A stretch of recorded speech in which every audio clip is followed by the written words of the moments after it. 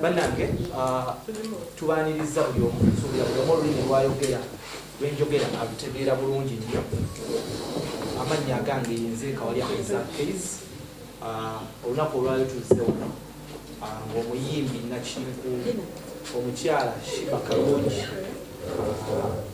atongozebwa ng'amazzi gakuba amalungi amawoomu gajja ku katale mu bbanga eritali lyawala. Tuli wayitibwa Mmende Wakiso otuvaako ekyalo ekiddako bakiyita Nkoowe, era abamawulire mwenna tubaaniriza mu mbeera ey'enjawulo. Ezimu ku nsonga ezituleese olunaku olwaleero munnaffe wafuna ekirungi kumutuushinga ebyaza tali such that waafunye omulimu nabo balaba impact ye with over 2.4 million followers. Abakulu aba Western basalawo ne bakyuzinga gwe obeera brand ambassador waabwe obeera face yaabwe because bakukkiririzaamu olw'omulimu omulungi gwokola ne impact gy'olina ku society. So eno ekampani era wano amazzi wegakolebwa ze head office zaabwe Munnayuganda era yennyini abagakola mujja bamanya naye era omulimu baguwadde Munnayuganda asookerwako era kitegeeza n'abagenda okukola mu kampuni eyo bagenda sookera olw'okuba nti eggwanga lyaffe nga tukimanyi nti nno ebbula ly'emirimu erimu ku bizibu ebikyali wano ebbula ly'emirimu kikulu bagenda wa Bannayuganda mirimu. So Sheebah Kalungi y'omukago bagesoba sigwe tugenda okutandika naye tugenda kutandika n'omukuluko manager w'ekifo kino atubuuzeeko atwanirize mu butongole ziri taxi zemulabye ebweru zigenda abeera branded Koyima Road, Masaka Road, Entebbe, buli luguudo olufuluma ekibuga n'oluyingira ogenda lulabangako Sheebah. Wabula nga Sheebah togenda mulaba kunywa muyimirirka, wabula nga buli lw'omulaba ojjukirwa okunywa amazzi ga Western. Mazzi malungi, natural mineral water.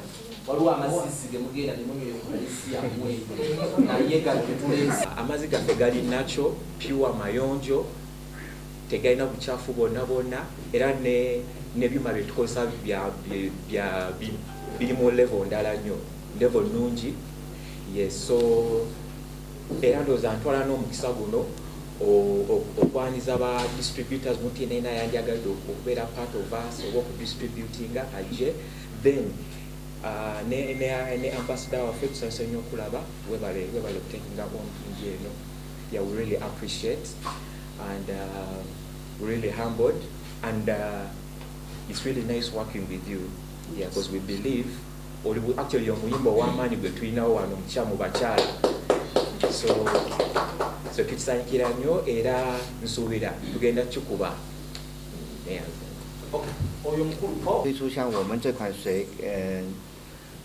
He is very happy to introduce this water with the brand ambassador Sheebah. 我相信这款水应该可以，我这款水应该是 stop. Okay, let me think. Okay. He's very happy to introduce the water, and he hopes it will be. It's one of the best waters that will be on the market. Yeah. It's purely natural mineral water. Yeah. Thank you.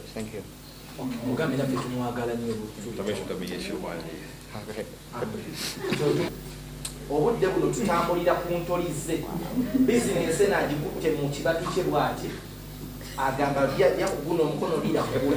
We are very happy okuba nti nno azze ayogereko eri abamawulire ono n'antandika ng'ezziga ly'emmese bingi nnyo bw'otwogera music yamweyimirira ebimu ku bikweyimirira nga byo byonna byogeddwa. It is the good music. Thank you. We are known for the good music. So bano bonna bannamawulire, tell us about this skill, how you feel about it, because bantu bangi nnyo bayimba naye day in day out being relevant despite bana bakasuka enkonyogo ng'owoli. Thank you, Keys. All praise goes to God. Actually, I thank you, Mr. Yang, for inviting us here and trusting me to work together on this project. Uganda mumanyi my country. I love my country and sinza kuba wa kintu sinza kikozesa. Chovola beyanga sumuludde wano nga nyonga mwenna nkola ki mulaba. sobola kubawa kye sobola kunywa, sobola kubawa kibi. So gano ge mazzi ze nywanya amazzi nywa liters 2 nyina ekibakuli kyange lwakuba kati ndabika nkirese mu motoka tambula nakyo buli wamu teekamu amazzi ga Westlake gange 2 liters because omuntu yenna omulamu abantu bambuza nnyo skin biki amazzi pure mineral water ono agenda kuyambako skin erabike bulungi ngonyeddeyo just 2 liters a day because water is good most especially nga pure mineral water.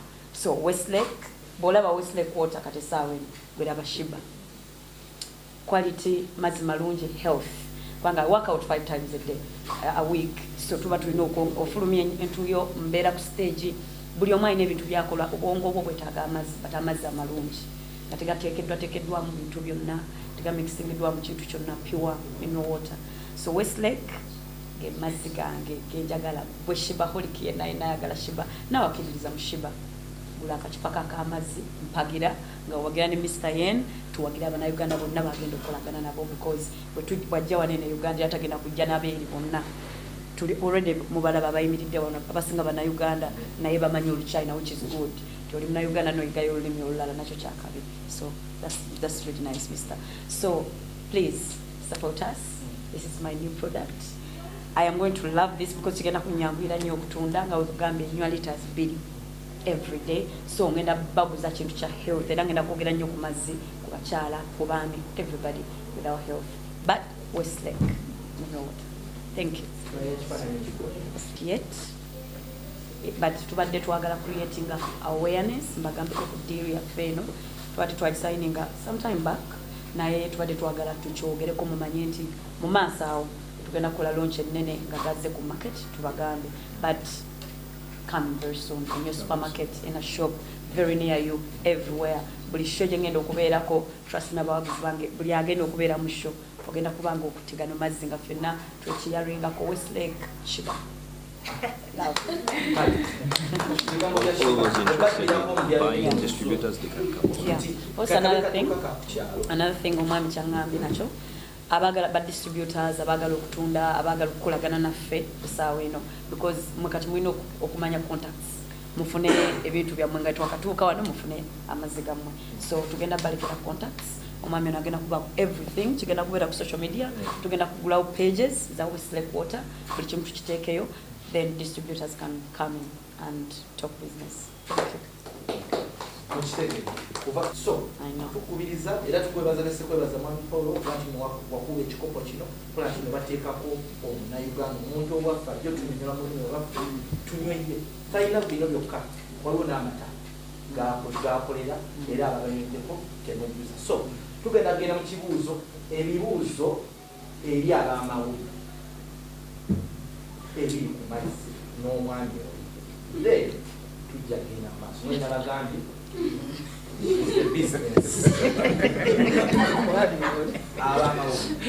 omwami oli abuziba ebibuuzo ebiri kansuleze mu era product gyoboina okuteeka ku page yo kati babantu kambuza ku abantu bebuuza ogenda kukola okyokulaba nga this water is turning out wakati latest gundi okuntu ogenda okwambukira ku page yo ogenda kukola okyokulaba nga is turning out Agambye nina products nyingi zenteekayo representing mulimu olina amata sekyagala representing njagala mubeere mubuuze nga information namu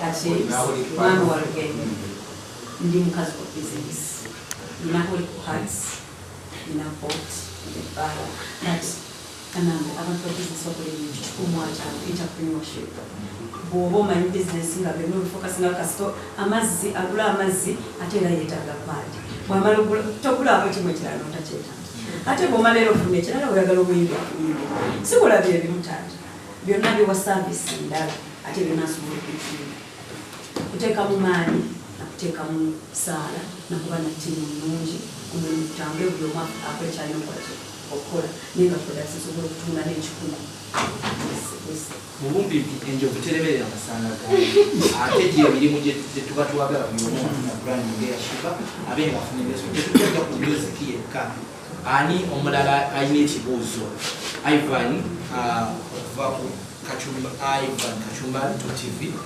buze ekibuuzo tuwulire ekiraga tweyongereyo ekibuuzo kyakigenda mwamiko mbadde nakatuuka oba omuntu yenna tasobola nole kiboshoni oleko ekigambo ekyo waliwo kampuni endala ey'amazzi engamotola ekibuuzo mulimu partnership mwagiguze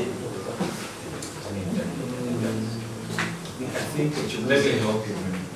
Okay, company, so what we're together is over to what I've found and this way. So companies in different. Kano chimanyi wala mazagala lufana kachukua kafe. Miaka fikari register. Era kanja wakati. Okay.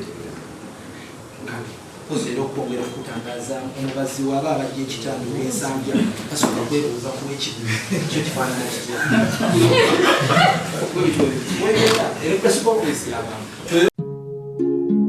oyagala omukolo gw'ogwenjawulo gubeere n'ebijjukize mu nnyumba yo kankwanjulire King Montage Photo Studio ffe bakafuluma okukuba ebifaananyi n'okukola vidiyo olina wedding birthday party kukyala nika baby shower photoshoot oba music shoot na buli kimu kyonna ky'oyagala ffe tusobola okuwa ebijjukize ebirungi eri ebirooto byo ate nno mwana wattu kusintiiza omuntu wa bulijjo tusangibwa Nankulabe ku bitaala ku Prime Tower level 3 room D04 okumanya ebisingawo tukubire ku namba zino noti 7 noti 2 emu noti 4 emu 25 oba noti 755 3 7 oba noti 777 noti 23 4 noti 5 King Montage Photo Studio ffe tusobola okuwa ebijjukize ebirungi ate nno mwana wattu kusintiiza omuntu wa bulijjo